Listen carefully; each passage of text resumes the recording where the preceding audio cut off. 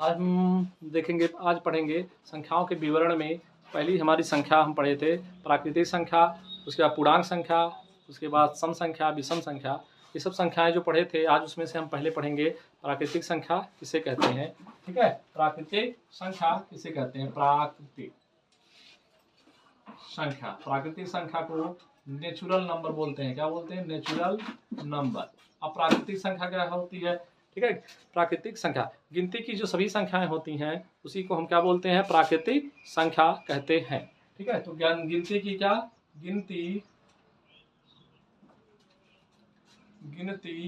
की सभी संख्याओं को, गिनती की सभी संख्याओं को प्राकृतिक संख्या कहते हैं। प्राकृतिक संख्या कहते हैं। जैसे गिनती की कौन कौन सी संख्याएं होंगी? जैसे में 1, 2, 3, 4, 5, 6, डंडस करते हैं 6, 7, 8, 9, 10, 11, 12 ऐसे करते हुए हम अनंत तक चले जाएंगे। तो ये सब संख्याएं क्या कहलाएंगी? हमारी प्राकृतिक संख्या। जैसे 2003, 102, 1005, 200, 300, ये सब क्या होती है? हमारी प्राकृतिक संख्या। प्राकृतिक संख्याओं में सबसे छोटी प्राकृतिक संख्या आपकी 1 होगी, 1 के बाद 2, 2 के बाद 3, ऐसे बढ़ते हम चले जाते हैं। ठीक है, प्राकृतिक संख्या हो गया। गिनती की सभी संख्याओं को प्राकृतिक संख्या कहते हैं। अब दूसरा हम पढ़ लेते हैं आपकी पूर्ण संख्या। क्या कहते हैं? पूर्ण संख्या किसे कहते हैं? अपूर्ण संख्याएं किसे कहते हैं? जब प्राकृतिक संख्याओं में हम जीरो को भी जोड़ लेते हैं तो उसे हम क्या कहते हैं? पूर्ण संख्याएं कहते हैं। जब प्राकृतिक संख्या में प्राकृतिक संख्या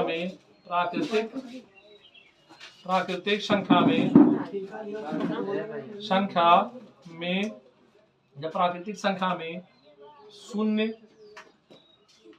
क्या लिख देते हैं? जीरो को भी जोड़ लेते हैं। जीरो को भी क्या करते हैं? जोड़ लेते हैं। तो इस प्रकार की संख्या को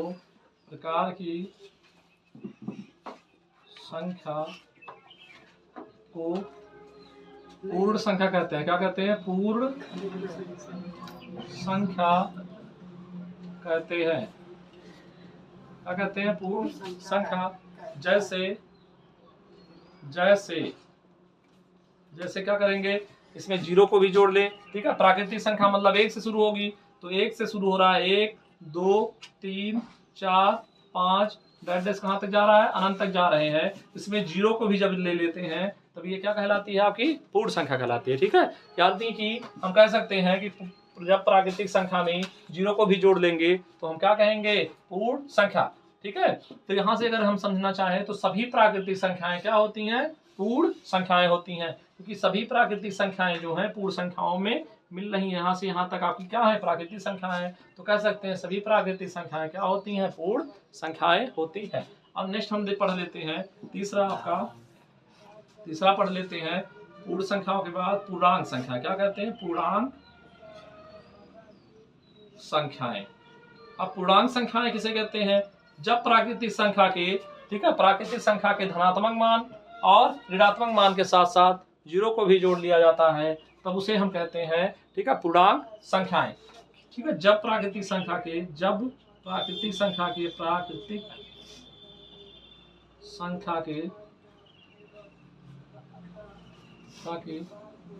धनात्मक तथा ऋणात्मक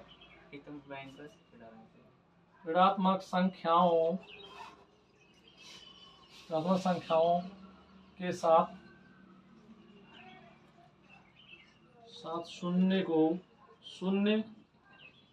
को भी जोड़ लेते हैं तो ऐसी संख्या को